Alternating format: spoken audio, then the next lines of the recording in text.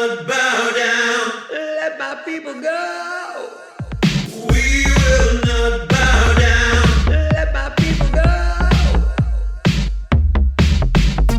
We will not bow down. Let my people go. We will not bow down. Let my people go. We will not bow down. Let my people go. Well, hello and welcome to episode 62 of the Croydon Constitutionalist podcast, bringing classical liberalism to South London and beyond via our YouTube channel and wherever you get your podcasts. My name is Dan Heaton and my partner in podcasting today is Mike Swaddling, the co-founder of the Croydon Constitutionalists. Mike, how are you? Well, hello, Dan. I was doing okay, and then our government, and perhaps as will become clear, I should say, particularly the English government part of government, decided that COVID was be the never-ending burden for us. It's suddenly the festive season is looking a lot less festive and a lot more depressing. Indeed. Well, I'd like to know we're delighted to be joined today by Sandy Wallace, who is a councillor in Aberdeenshire for the Scottish Libertarians. Sandy, very warm welcome to the podcast. Good evening. Thank you for inviting me on. So, Mike, what on earth have we got to talk about today? Well, indeed, as I've already alluded to, and hopefully it'll be a little bit more upbeat, COVID and the Omicron variant, or whatever they're calling the latest version this week, the Johnson wobble, and well he might, Croydon Mayoral developments for those local listeners, and of course we'll have a chat with Sandy. Yes, Mike, you refer to the, I'm going to try and say this, Omicron, the Omicron variant from Southern Africa, a name that reminds me of Transformers. Is this tyranny in disguise? I don't know, but it sounds very much like that to me. Whether it's a Decepticons or Autobots, I don't know. But yes, as you said, the Prime Minister Bojo decided that face masks are going to be de rigueur this Yuletide season, back on public transport and in shops, and indeed it seems from in secondary schools. Craziness, unexpected. 1 minute things are going okay, the next minute there's this new variant and restrictions are coming in. Bit peculiar, really, given that the doctor who apparently discovered this variant, Dr. Kurtzer, she doesn't think it's too much of a problem. Says that the symptoms they've seen in patients so far in South Africa are extremely mild. Mike, you don't sound like you're too best pleased about this. I think this is the moment. I don't know, one of many moments, but this is the moment of this is never going away until we, in quite large numbers, resist and stop the government doing this. Face masks, the first time around, funnily enough, I thought was that moment as well. How we could have gone through what was quite a deadly period in sort of March to May 2020. And then we came out of that deadly period to suddenly impose more restrictions with face masks and stuff. Seemed bonkers to me. And here we are now. We are vaccinated and boosted and whatever. And, you know, individuals might not be, but as a population we are. We had quite a high level of the spread of the virus during the summer. Fortunately, very low death rates associated with it, but a high spread. So there's a very, very large set of natural immunity in the population. We have acres of space in our hospitals compared to where we were early sort of January time, and indeed again at the beginning of the lockdown, the first lockdown, and they are still at the first chance they're imposing another restriction on us. They're imposing a restriction on us with no good reason, no good evidence, no good cases they can point to that look over there's a problem. And they're imposing a restriction of face masks that have been continuing in outside of England, in the UK, and much of Europe, which has had lockdowns and has got worse. Clearly, they haven't worked anywhere else, and they're imposing on us for, as I say, no good reason whatsoever. This ends when we end it. I don't see any other choice anymore. Indeed. Well, Sandy, we'll be very interested to get your viewpoint because, of course, you're up in Scotland where face masks and certainly in various settings and indeed apparently COVID passports in certain settings have been in place for a while now. What have you made of the latest developments? I mean, it's clear that Scotland has an even more rigorous approach.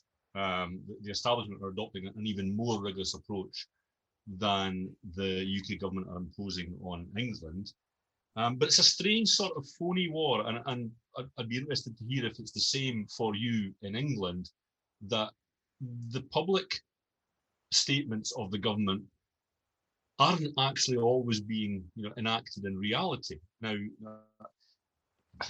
I'm in Scotland. One of the larger cities is Dundee. It is one of the most solidly yes voting cities. The SNP have a 60% hold on Dundee.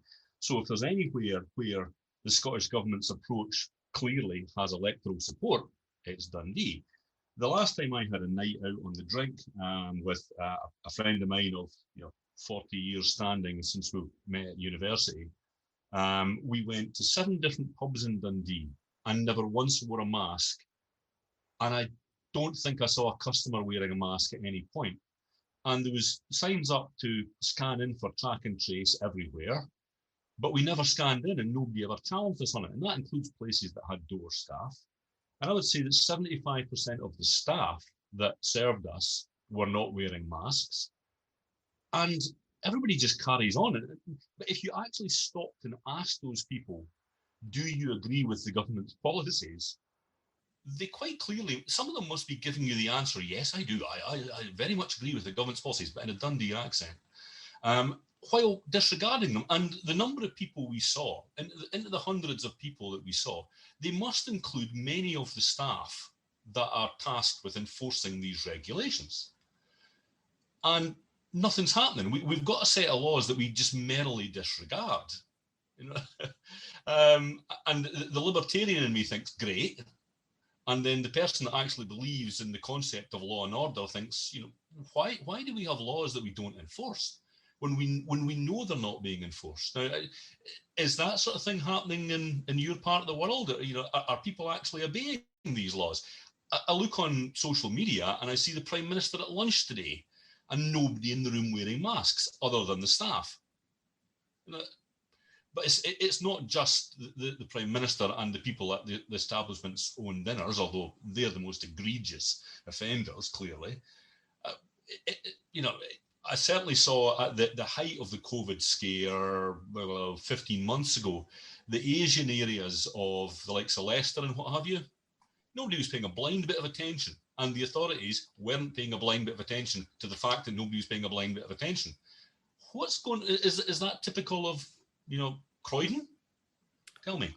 Well, what we can say, and it's been commented upon, it was that even when the face mask restrictions on public transport, as in it being the law that you had to wear a face mask on public transport, when those were removed in the summer, Sadiq Khan decided that he didn't like that and he was going to make it a condition of carriage on transport for London transport to continue to wear a face mask. So that would be the tube and buses primarily.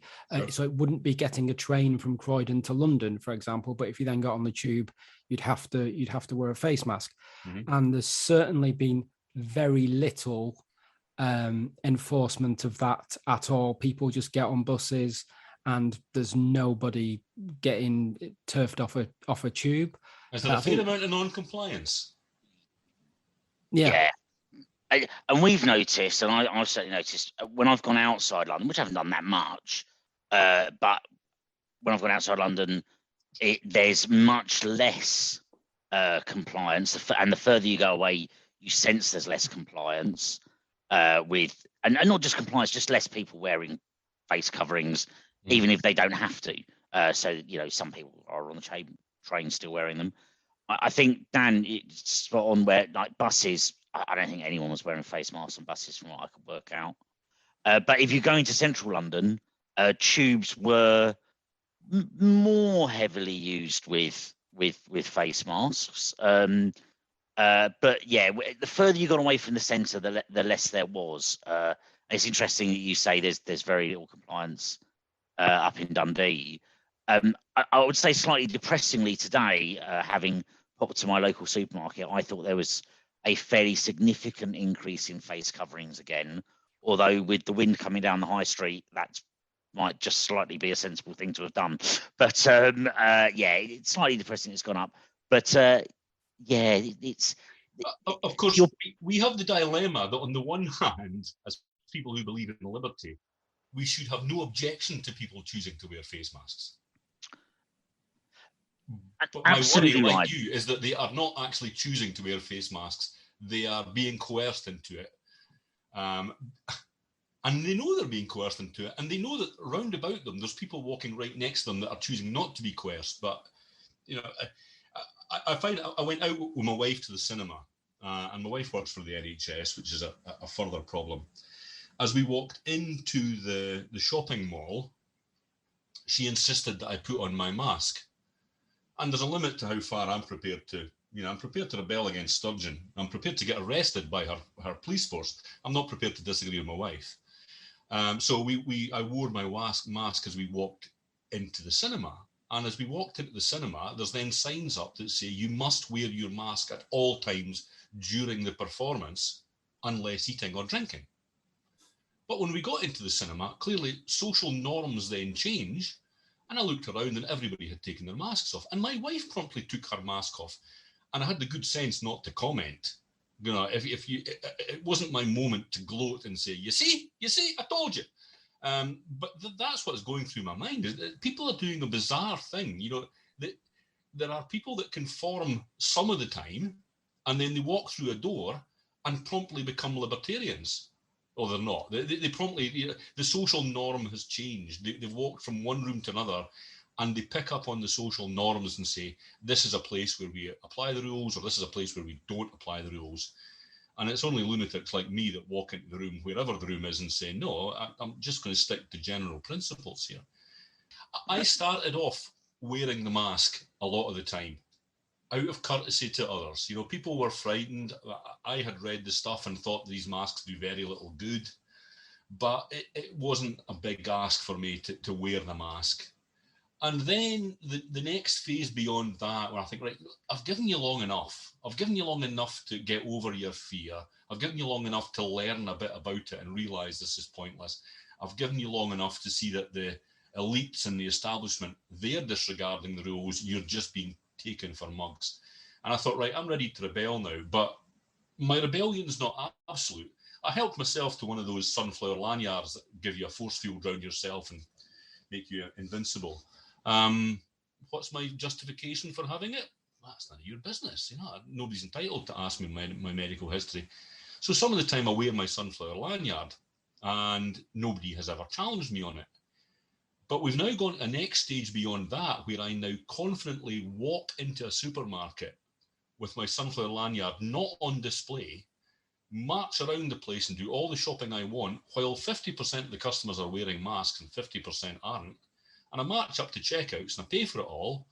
And I'm, charming to the staff to engage them in conversation, and nobody has ever questioned me. We're in a strange sort of Alice in Wonderland where half the population are wearing masks because it's the law, and the other half are not wearing masks because they don't think it serves any useful value. And yet people can switch between one and the other at the drop of a hat. It's a most bizarre schizophrenic thing, I think. I think you nailed something there where you started, but by saying, it is up to people if they want to wear masks. If you want to go in a hazmat suit, if you want to be locked down, I'm absolutely not stopping you. I'm not dragging you out of your house. I'm not ripping that mask off. You go for it. Kind of don't tell us what to do. But as you say, it is that so many people are feeling they have to comply, and that is wrong. Your point is well taken. I'm pretty confident no one's going to challenge me for a mask because they haven't for months before they got lifted. At no point did I particularly wear a mask, and I started off in 20%. I ended up in 80% of people. Hopefully that stays the same. But there is a different point there, and again, I just laws that people ignore people getting used to the idea you ignore the law isn't generally a positive thing for us. No, it's absolutely not. Can I give you another related anecdote to that? I was speaking to one of my fellow councillors for the same ward, because we have multi-member wards now. Liberal Democrat councillor, very good, very capable, not remotely liberal, it won't surprise you to hear, very authoritarian. And she had spoken to the head teacher of the local academy, which is our secondary school system, about the amount of litter that kids had started dropping. And this is a good school in a good area. The situation, they tell me, is far worse than it was at any point in the past. Kids who never dropped litter in the past are starting to drop litter. What's that about? And she seemed really, quite discomforted by my suggestion of, well, you created this. You created a society where people no longer obey laws because they want to. They obey laws because they are compelled to. You created that society and you order them to wear masks as they walk around the school between classes and corridors. And now when they get the chance, there's no stigma towards breaching the social norm anymore. For, in that trivial sense, we're talking about quite trivial things like mask wearing and dropping litter. It's not exactly felonies, is it? But I take the point that you made there, that it doesn't do well for society when it becomes perfectly respectable to utterly disregard the law. It's not good. Well, we might have some concerns about the logic of all of the mask mandates that have come in, but of course, if you wanted to get out of the country, good luck with doing that, or certainly good luck in getting back, because they've gone and changed the rules on what tests you have to do and what isolation you might have to enter if you return. And as I understand it, there's a lot of British people who are stuck in South Africa at the present moment, and they're not sure they're ever going to get back. It has a depressing effect on everything. I mean, obviously, great sympathy to those people that are stuck there. Although the weather has turned this week, certainly down south, and I'm tempted to say, being stuck in South Africa, you might be worse places to be. But yeah, huge sympathy for them. But again, just on a personal basis, I was at that point coming up to Christmas, got some time off. I was going to spend some time working out what my holiday plans were for next year, get some stuff booked in. I'm put off again. That's a chunk of money that could be in the economy, providing jobs, providing helping a much stretched travel industry.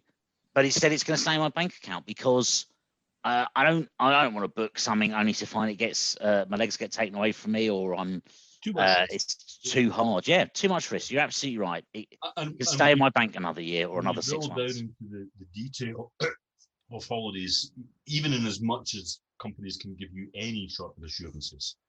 Again, a colleague of mine who's a regular cruise line aficionado had to cancel a cruise twice in the past 2 years and had it rebooked. And then when she went into the small print and saw that there was one-way system around the ship and mask wearing, blah, blah, blah, and you can only go ashore on approved company trips, which of course are price gouged. And she's done a lot of them already, and she's at a stage of cruising now where she's got enough knowledge to know that I go off the ship and I hail a taxi and I tell them to take me somewhere, which not everyone does that. But again, she cancelled that cruise because you can't. She didn't know for sure, are they really going to enforce the one-way system in the mask wearing, or is that just for brochure consumption? But she's not going to be spending $4,000 on what might turn out to be some sort of prison camp, floating prison camp. So like you, there was just too much risk involved. And I really feel for the people at the far end of that, of this equation. When you've got economies like Tunisia or Egypt that are utterly dependent on European tourism, the devastation it caused to the good people in Egypt when a few terrorist outrages caused us to all stop holidaying there, and likewise Tunisia. When there was a terrorist outrage in Tunisia, a country I'd never been to, I promised myself I would go there, and I went there for that express reason. And the hotels were, devastated by it. Half the hotels were mothballed, and the other half were half empty. This just puts doubt, and as always, it's the most vulnerable people at the end. You'll get by without a holiday, Mike. That's not really a problem. The real problem is that the holiday you were going to have was going to be somebody's income, and Absolutely. And that's the real worry. Yeah. Well, if we can move on briefly, if ever possible, from COVID. And we talked there about changing rules, whether it be on mask wearing or on travel restrictions. Well, Boris Johnson's having a bit of trouble in other respects, and who knows, maybe the latest restrictions and the new variant will distract people from some of the other issues in relation to his government, because he tried to change some rules recently over the disciplining of MPs when Owen Paterson got into some little spot of bother over some. Let's just say a second job that he had. At the moment, it looks like Johnson's his own worst enemy, because he's just caused a problem that really wasn't there, and he's annoyed his own backbenchers. We've seen a dip in the polls, but don't worry, because he's sat at home watching Peppa Pig apparently. Mike, what have you made of Boris's wobble over the last few weeks? Well, it's pleasing to finally see that it's possible to assail the Conservative lead, because ultimately, whatever party you want in power, and I think it's fair to say the three of us have voted Conservative a number of times and never voted Labour. Well, certainly I've certainly never voted Labour. They are the party of opposition. It's quite handy if the party of opposition looks like it is vaguely capable of forming a government, because that's what keeps the government in check, the fear factor. And it's telling that it's not the Labour Party that have made the Conservatives look weak. It's their own, I suppose, sense of self-entitlement, perhaps, that's done it. And that's either way is good. What's interesting, of course, is it does look like, and it's telling for Labour, that Conservative have lost votes, either to undecided or to a couple of, possibly some to Reform, rather than Labour have gained votes in the polls, and that's not surprising. And as we are recording this, Labour are going through a reshuffle, and we don't necessarily know that much about the reshuffle at the moment. But if the rumours that are flying around are true, it does rather seem like Labour are trying to take this golden opportunity and squander it. But yeah, I'm pleased to see the government wobbling. I'm pleased to see Johnson wobbling. I think he's been a disaster as a prime minister, and anything that makes him look bad, I'm rather pleased about at the moment. So, Sandy, what's been the Scottish Libertarian, if you like, perspective on this? I'm sure, obviously, old Queen Nicola's probably happy to see Boris in a spot of bother. But what have you made of it? It's it's slightly worrying the extent to which UK politics doesn't capture the imagination in Scotland anymore. Something like this is. I follow social media, and social media is self-fulfilling. It sends you back what it knows you're interested in.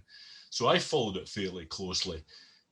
But my feeling is that by and large, the typical voter doesn't even know this has happened, because it's not a Scottish story.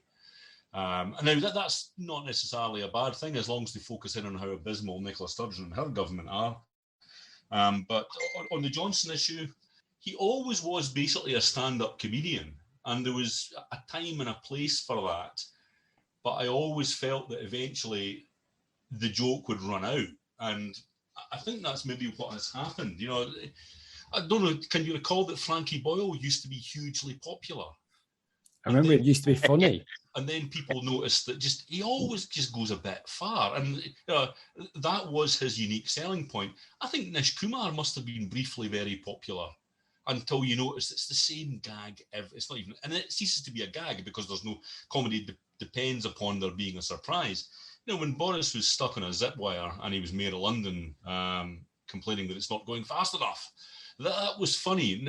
But eventually, well, you're now the Prime Minister, mate. We're looking for a bit more than that, and it's not even original anymore. So there's no element of surprise that makes you throw back your head in laughter and applaud, even though you're appalled. So I hope he's been found out. I hope that the Conservative Party begin to take a look at themselves and begin to plan for post-Johnson. Because within that, there'll have to be a policy discussion.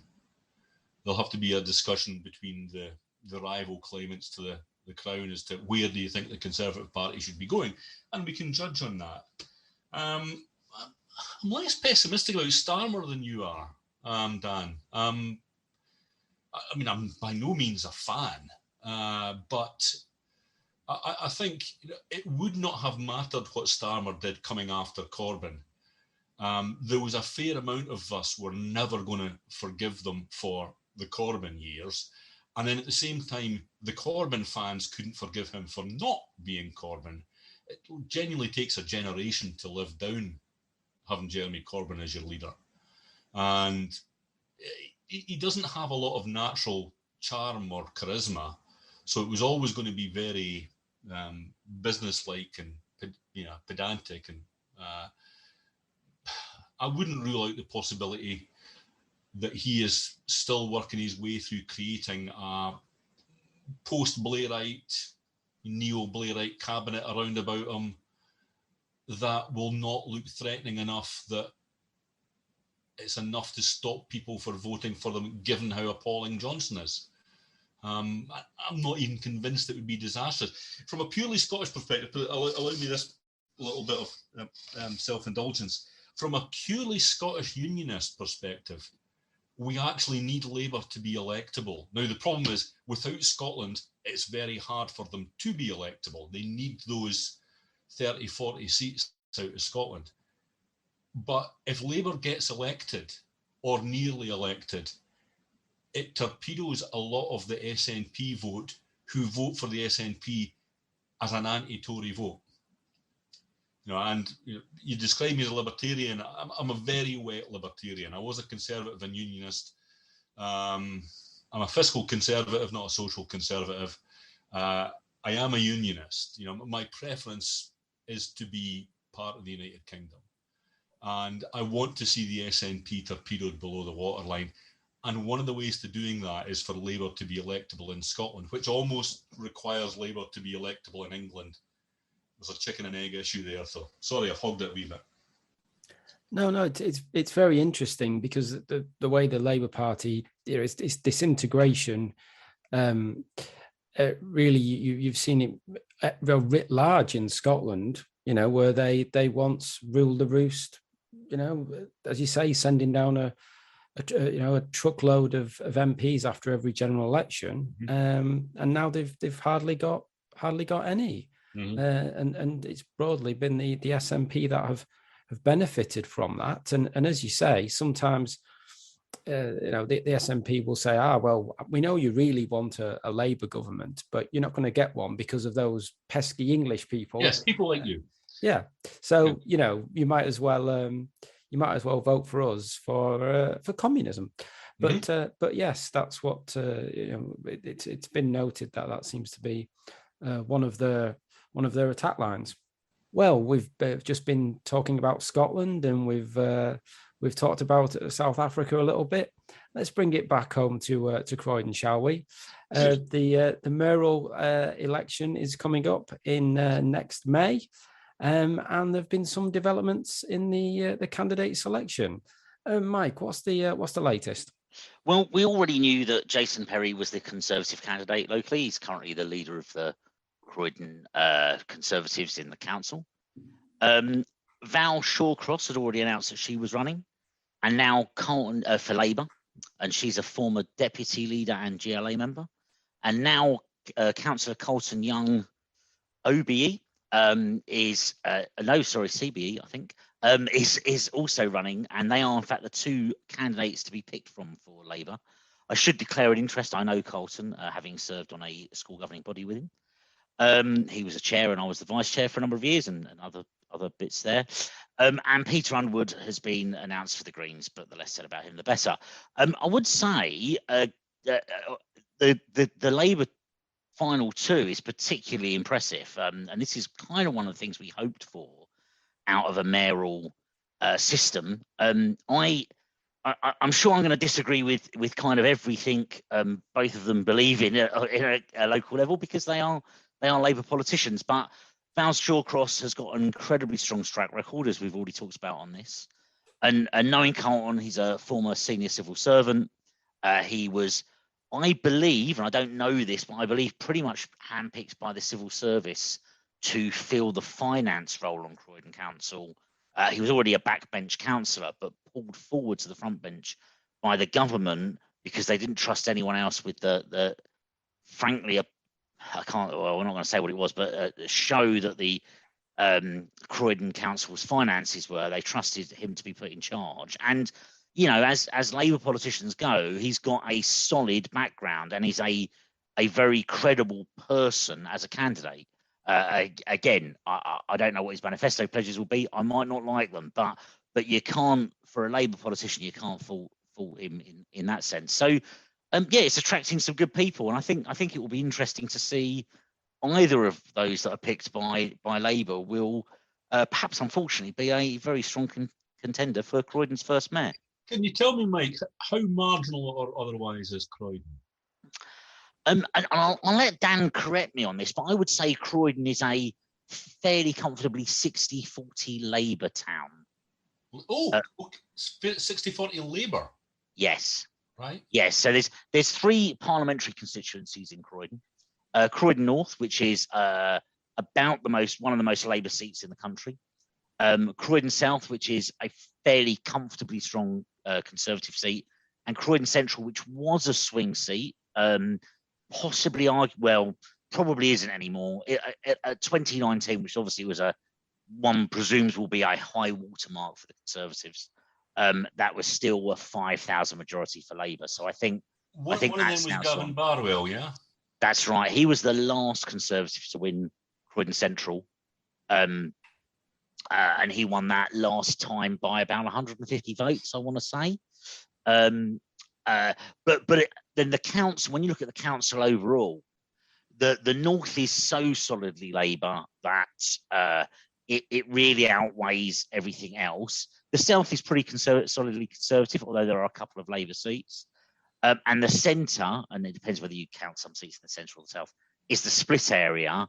And there are a few marginal wards, but those marginal wards are again, I mean, maybe if there'd been a Labour government for the last sort of 10 years, maybe if we were in reverse position, those seats would go Conservative again.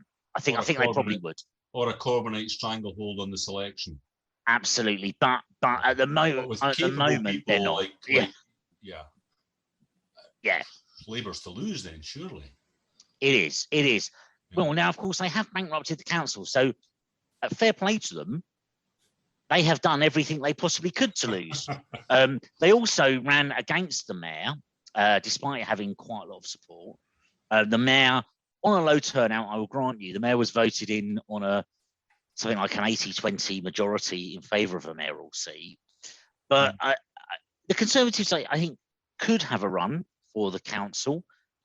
Again, as we've discussed on this, I think it's fair to say Jason Perry's not the most exciting candidate they could have picked.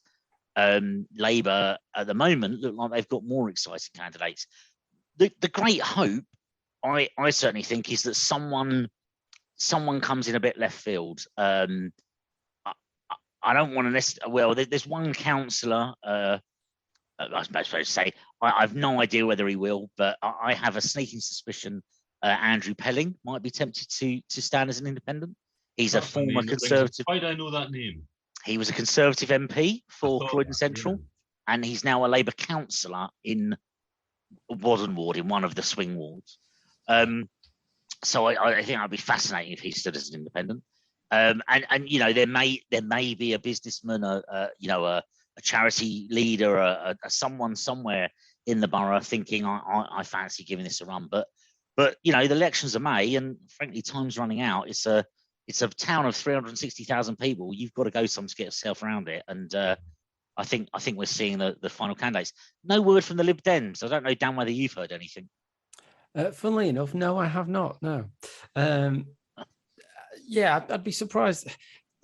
You know, they've got a couple of pockets of support in a few areas, but I don't think they need an extremely strong candidate to stand any sort of a chance of well, I don't know, even keeping the deposit. If I don't know what the rules are and what percentage you've got to get and what have you, but the you know, this is very much a 2-horse race normally in every ward in Croydon, really. So, but yes, there's certainly some impressive candidates. To be fair, you know, for Labour, they seem to be having been, you know, theoretically against having a mayor, they do seem to have got some credible candidates forward. But yeah, we'll watch this space for further developments. And I just maybe I'd say one more thing on that, because just picking up on the reason I was initially involved in the Democ campaign for a democratic elected mayor is one of my hopes in the campaign was that rather than Newman and the gang, who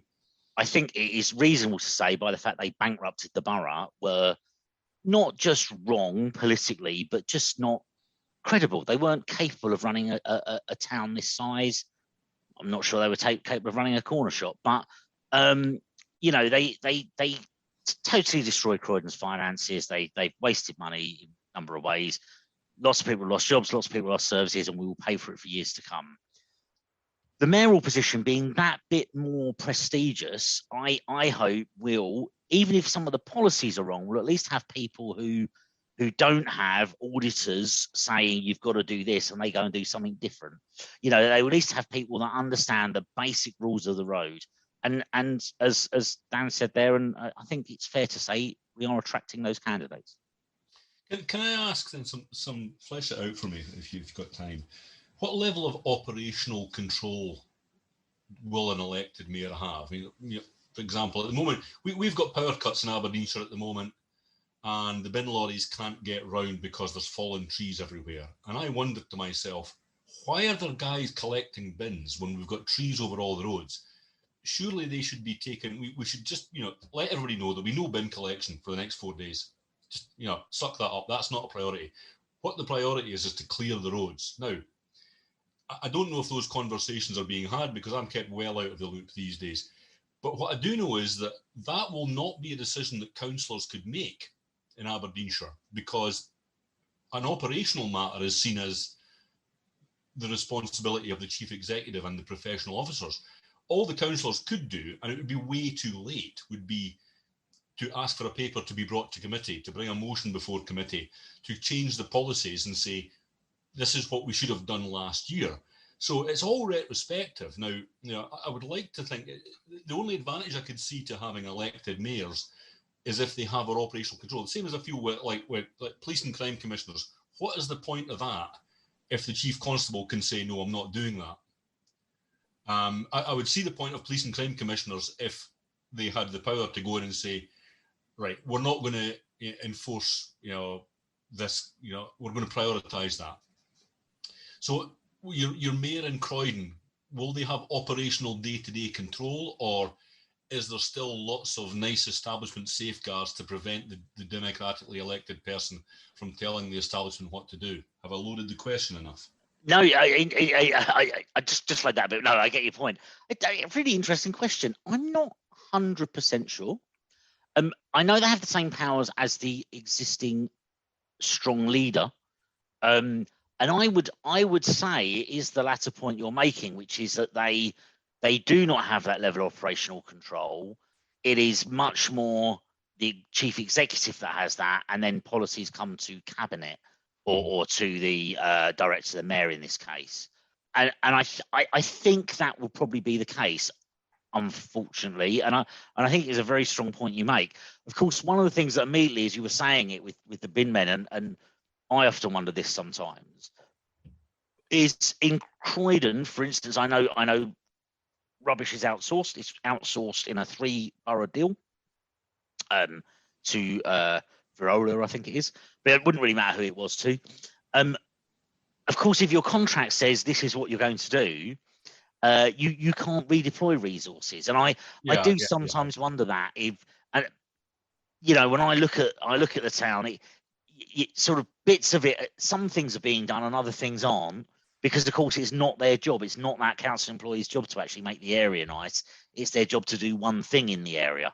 And I do wonder if a bit more cross skilling might be good there. But I think the advantage of a mayor brings in that area though is, at the moment, I've sensed that the council will sometimes slopey shoulder things that aren't going well, because it's the fault of the officials or other councillors or the cabinet or the government or whatever it is.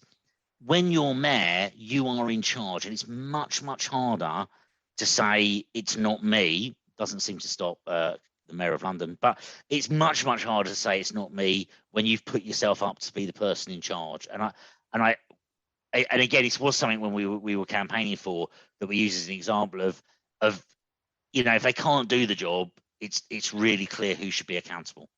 I mean, if I was the mayor of Aberdeenshire, the teachers would all be told, I know that mask wearing in the corridors is the law, but it's not your job to enforce it.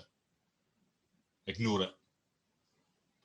Now, at the present setup, if I was the leader of the council, the chief executive would tell me, that's not your call, Councillor Wallace.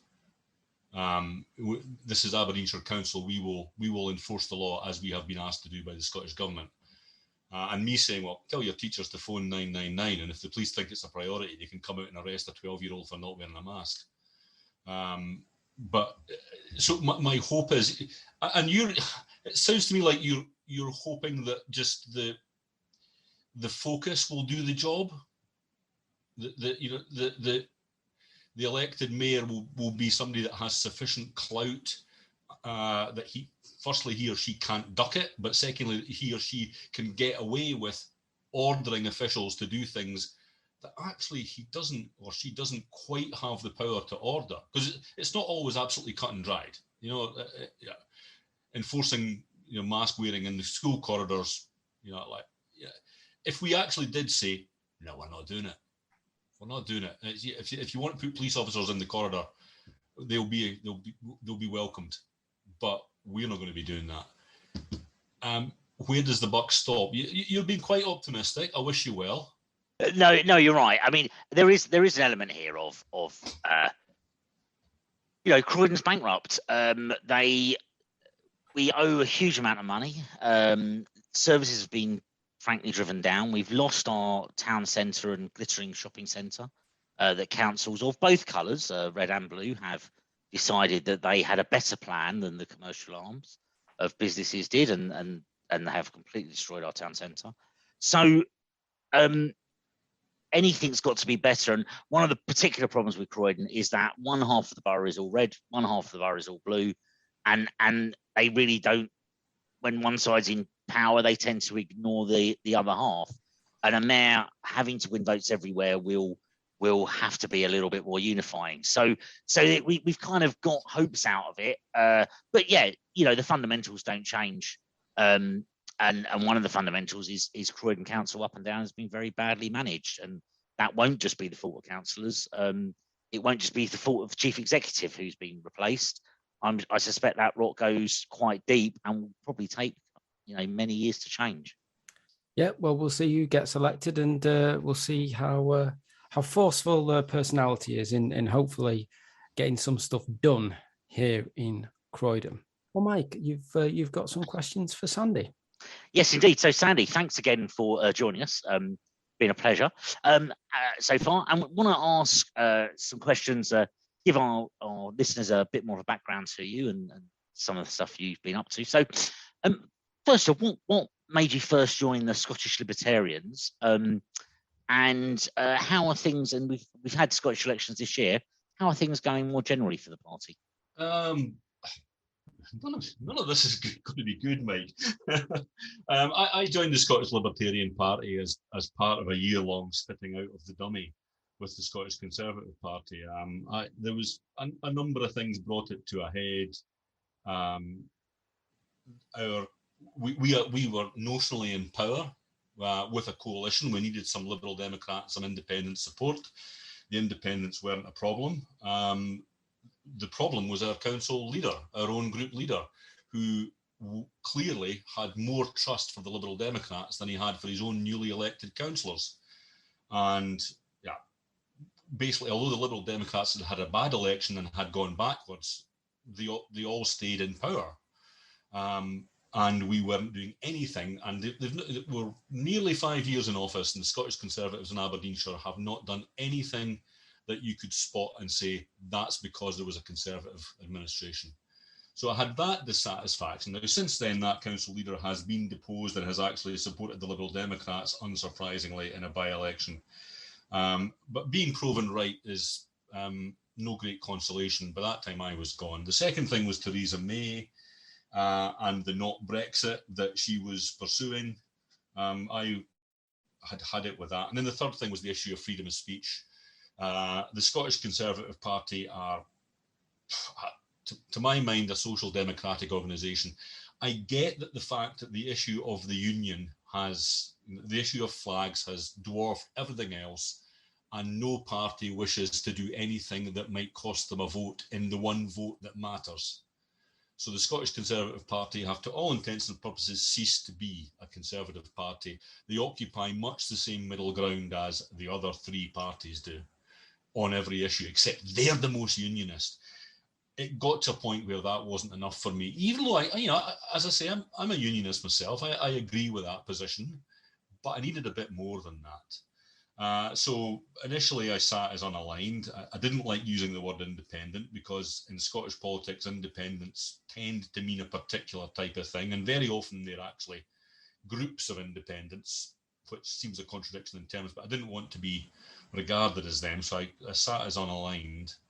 And then I was invited out to lunch actually by the Libertarians in Aberdeenshire. They have this sort of like monthly get together. This one was in Aberdeen. I was invited to come along, and I liked them.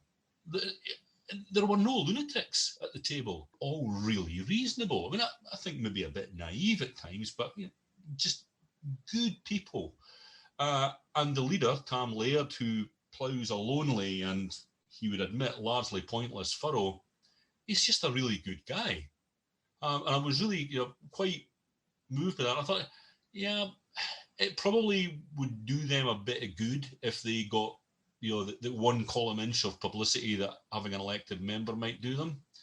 But it was part of my dummy spitting, without a doubt, is that I was making another statement that I wanted to burn the last bridge back to the Conservative Party. They had got rid of that council leader. They'd got rid of Theresa May. I was being asked the question, would you come back?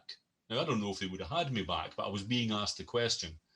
And I wanted to be clear that no, there's no way back for me. I'm winding down my time. I think it's unlikely I'll stand again. Scotland's not a good place for libertarian-minded politics. Even a very wet libertarian than me. I would describe myself as more of a Whig. Put me in the same, Dan Hannan or Douglas Carswell. That's the sort of people I'm a fanboy of. Social liberal, fiscal conservative. I don't want to abolish government, which puts me at some odds with the Libertarian Party. I'd be satisfied if it became 5% smaller every year, year on year. And let's have the conversation again in a decade. And we might shock ourselves. We might find out that things that don't seem plausible at the moment would become plausible. I don't even want to abolish the NHS. It's too much of a national religion. I don't think it's particularly efficient. But anything that we put in its place will come with problems, and all we'll hear about is the problems. So I'd like to put that in the back burner for a while, but we've got to get over the point where it's a national religion and start treating it as a failing public service. And we've got to get over the point where we think the solution is to throw more money at it, because it clearly isn't. We've thrown a lot of money at it, and all it's done is drown in money. So it's the Libertarian Party fought the Scottish Parliamentary elections to no great success. I considered the possibility of being a candidate in that. I felt that on the one hand I wasn't, sufficiently libertarian, as it were. I didn't, want the Scottish Libertarian candidate to be so wet when there's good, solid Libertarians in there. It was really their song, not my song. And the other thing was, I thought, if they've got a vote that's sitting there waiting to be garnered, I think it's mostly going to come off the SNP. It has to, because that's where most of the votes currently sit. And I also didn't think it would do the Scottish Libertarian Party a lot of favours to have somebody who had twice been the parliamentary candidate against Alex Salmond as their lead candidate in the North East, with a terrific candidate, a young man called Bryce Hope, that I hope stays with it, because he's well to the Libertarian of me, but he's a really good guy. And Tam in Edinburgh deserved so much more than he gets, because Tam's a terrific guy. But the Scottish people, they still think the solution to incompetent government is more government. And all 4 or 5 of their main political parties confirm that view to them. So it's not a good story at the moment for those of us that believe that there is a solution out there, and it involves people trusting themselves more and trusting society more, and saying, I'll tell you what, the solution isn't more government, the solution is less government. It's interesting. It's interesting you say about the Scottish Libertarians being a sensible bunch. Certainly, I think it's fair to describe myself as a fairly wet Libertarian. And I think we've perhaps found the Scottish Libertarians seem a bit more switched on to running for election, what policies you need to have basically laid out, than perhaps some of the Libertarian parties in England. And that's refreshing. That's good to see, because having principles is great, but you have got to be able to run for something at some point. Just moving on though quickly. So we think you're Britain's only Libertarian councillor, and anyone listening to this can dissuade us of that. Feel free to get in touch. We'd like to hear from you. What do you think you've been able to achieve? Perhaps not always just as a Scottish Libertarian, as a Libertarian, but as a councillor, and perhaps a bit about that role over the years you've had it. I've not achieved as much in the past 2 years or year and a half during the COVID period as I did in my first term as a bona fide Conservative councillor. There's quite a lot from that time that I can look at with some pride, mostly involving driving planning applications through that were contrary to policy. And now I can drive past housing developments and say, I got that through. There's people living in those houses, and people got jobs building those houses. And I probably was the one that led the line on that. Sometimes you think, I think we can win the vote here, but nobody wants to be the one that moves the motion. A really obvious case of that fairly recently has been on issues of gypsy travellers. We have a council that thinks it's very positive about the rights of gypsies and wants to provide them with lots of services. My view is that mostly gypsy travellers want to be left alone. And when they buy a piece of land, I would applaud that. If they buy a piece of land, they're not going to be camping on somebody else's land. And we should move heaven and earth to make sure they're allowed to live on their own land. But there are still people that, some of them because they are prejudiced against a group, some of them because they sincerely believe in the virtuosity of planning law, think that, no, it'd be much better if we provide them with a site. Well, you're never going to provide them with a site. And if you do, they won't like it. And the neighbours won't like it either. They've bought a bit of land. It happens to be in a floodplain. But I'll tell you something about gypsy travellers. They're damn good at hitching up caravans. They can get off that site pretty damn quick if they want to. Now, that was an application that I thought, this application is going to pass quite comfortably, providing someone moves the motion. But I looked around at the other members and nobody wanted to be the one that stuck their head above the parapet. So it's not the particular hill that I would have chosen to make my last stand on. But when I leave this, I'll have that at least, that I stuck up for that group of people. And I would equally stick up to, if they camp on the local football pitches, I want them dragged off of there. I'm not namby-pamby and bleeding heart liberal about this. If they're on somebody else's land, I want the owner of that land to be able to go in and tow them off. And I don't care how much upset it costs them, but when they've bought their own piece of land, why are we standing in the way?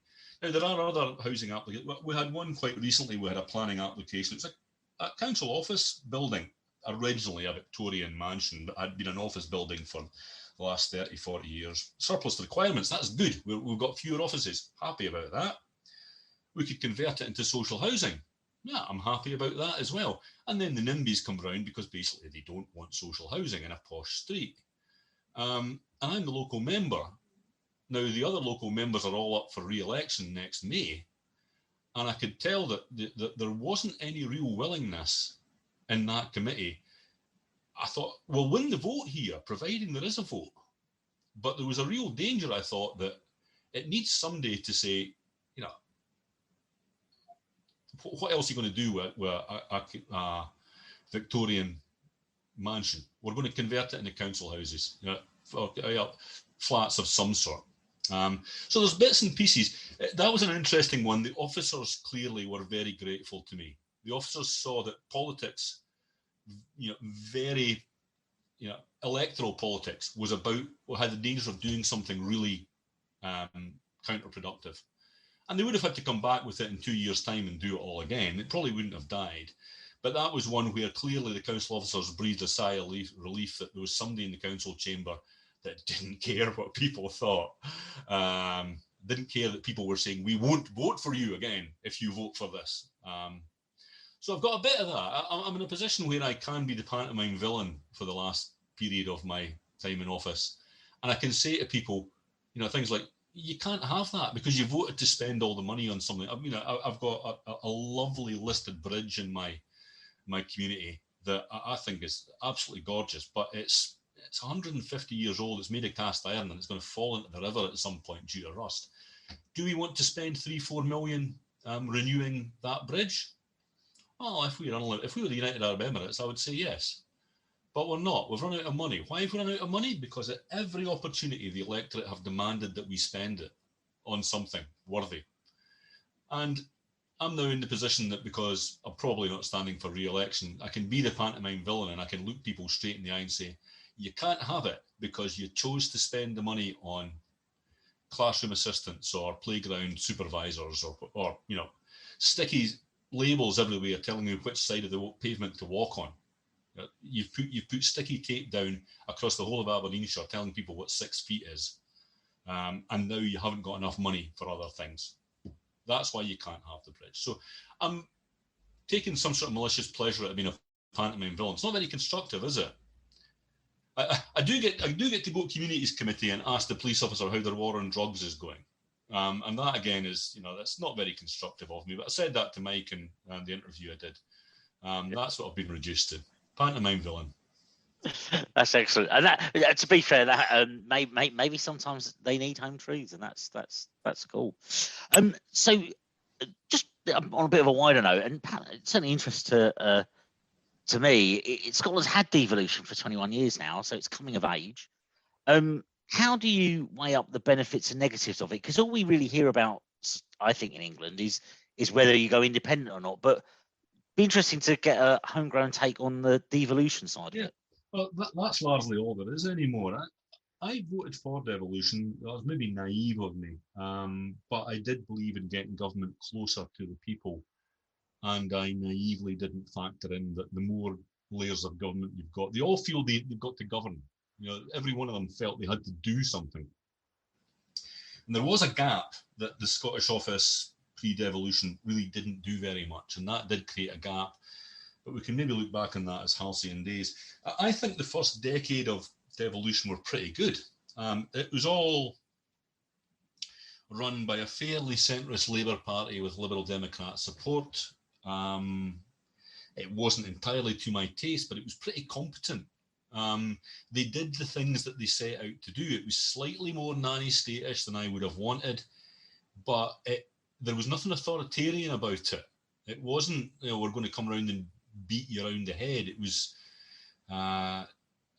was pretty good, and a variety of things happened that it just, I suppose any government runs out of steam, and they did that at the same time as the Conservative Party. Well, also the Blair government was running out of steam, and then also the Conservative Party in England was becoming more electable.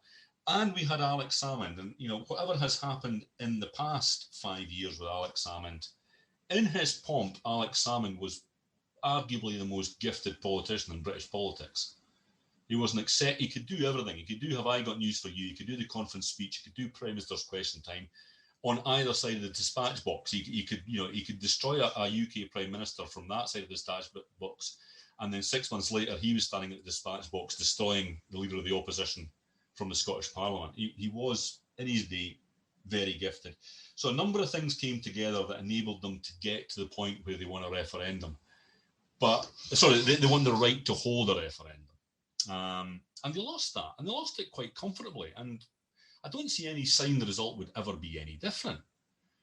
But we are trapped in a position now where everything is seen through the prism of nationalism. Where do you stand on free buses for under 21s? Well, Scotland will do that and England won't. And that's the, look, we don't get down to the, you know, like, is it a good thing? Is it the best thing you could spend your money on? Would you be better to give every under 21-year-old 400 quid? You know, and not bother with the free buses?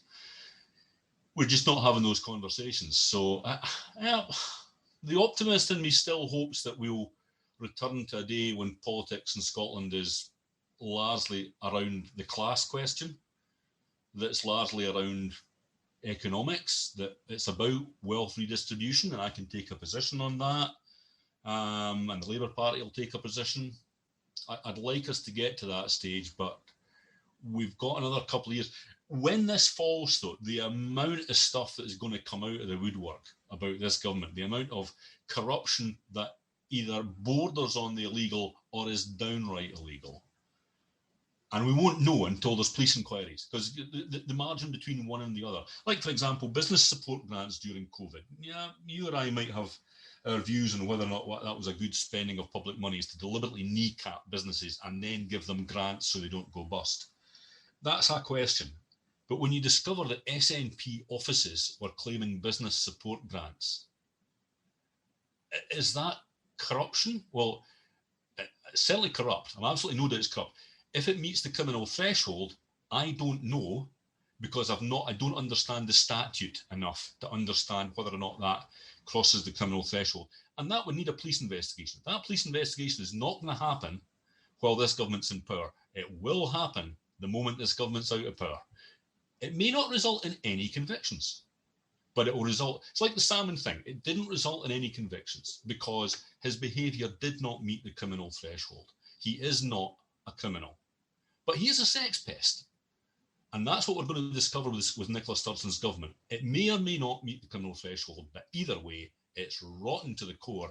And I think when they lose one election, they'll be out of office for a generation, because they will have to live down their Corbyn period. And it will be that your nose was in the trough. End of rant. Well, if I might tempt you back to some of it, or perhaps some. You talked a bit about what's changing in Scottish politics, or might change. What do you think are the dark clouds or glimmers of hope? Perhaps the glimmers of hope, particularly on the horizon in Scotland. If the government tries to hold the line, the Scottish government I'm talking about here, but it's also true of the UK government. If they try to hold lockdown beyond the point, and you know, there are some people tell me that lockdown's over. It's not over. You know, lockdown is over when we go back to what we had before lockdown. It might be lockdown light, or it might be lockdown 2.0 or 3.9. I don't know. But we still have something. If the government tries to hold a lockdown longer than the public will tolerate it, either in the UK or in Scotland, you could find that a lot of their core vote just stays at home, and we get something out of that. The worry I've got in Scotland is that if you take away the flag question, there really isn't a lot of difference between the four main political parties. Well, okay, the Greens are green, but even they've sold out on a lot of their greenness for the sake of being in government. The difference between the Liberal Democrats in Scotland and the Labour Party, negligible. The difference between the Conservative Party and the Labour Party, negligible. Honestly, doesn't make a difference. So we need to get beyond the flag question first. We need to get beyond COVID first, and then something will happen. It might well be that every one of the current party leaders has to go, and that just takes time. You know, that takes it. You know, Patrick Harvey's been leader of the Scottish Green Party for a long time. How long will he remain? When he goes, will they revert to being a Green Party rather than a social justice party? Anna Sarwar, he is the new leader. You know, has he made his mark yet, or is he going to be the first of the next generation that actually defines what Scottish Labour stand for, or is it the leader after Anna Sarwar that defines that? Douglas Ross is going to be a unionist, and he's going to be a centrist, social democratic unionist, and that will be successful as long as the SNP is successful. And then once the SNP isn't successful, there will be people in the Scottish Conservative Party that say, like, but what else, Douglas? What about business? What about jobs? What about investment? The answer to everything can't be more public money. And then the SNP post Sturgeon, I think she wants to go. You know, I think, you know, if a David Miliband type job came up now, heading up a global third sector organisation funded by mostly taxpayers' money, but also by a bit of investment from some billionaire somewhere, the way that Miliband has got that sort of gig. That's what Sturgeon wanted, because she's got that. Salmon wanted as well to be the guy that won Scotland back our freedom. And Sturgeon is a genuine nationalist. She wanted to win back our freedom, and that would be her legacy. She knows it's gone, but they're still favourites to win the next election. The one thing I'll say about Johnson and his government is they appear to have figured out that the answer is to simply say, nah, we're not doing that. You're not getting a referendum. The poll, you're sitting at 45% in the polls. Doesn't matter how many elections you win. It's not your remit. So from the Libertarian Party's point of view, it needs a mindset change for the Scottish people. And I hope you're right. The Scottish Libertarian Party aren't so absolutist as some libertarian movements I've come across on the internet, where they want to talk about privatising pavements and stuff. You know, libertarianism as a philosophy is interesting and fun, but pointless. Libertarianism as a political movement, it needs to be gradualist. It needs to be reassuring and say to people in the public sector, you're not all going to lose your jobs on Monday. It will be slow enough that natural wastage will cover it. It's got to say to people, all the services that you currently rely on, they're not going to be abolished on Monday. But over time, you will gradually get used to the fact that you've got more money in your pocket. There are more choices out there because new companies have entered the market, and they offer choice, and part of that choice might be cost, part of that choice might be not cost, it might be on other issues. Scottish Libertarian Party, it won't even be the same people that are involved, because we won't be around long enough. I'd like to think Cam is, but yeah, Peter could be. Yeah, I'm hopeful. I'd like to be optimistic, but it's going to be very slow. And to a certain extent, we need to follow the UK first. The UK will do things first that cause Scotland to do them. No, excellent. Thank you. Thank you very much for that. No, very interesting to hear a libertarian, even if it's a wet libertarian perspective, from north of the border. So thanks very much for that, Sandy. Thank you. Well, Mike, what have we got on our website that the listeners might be interested in? So a bumper set of articles since we last spoke.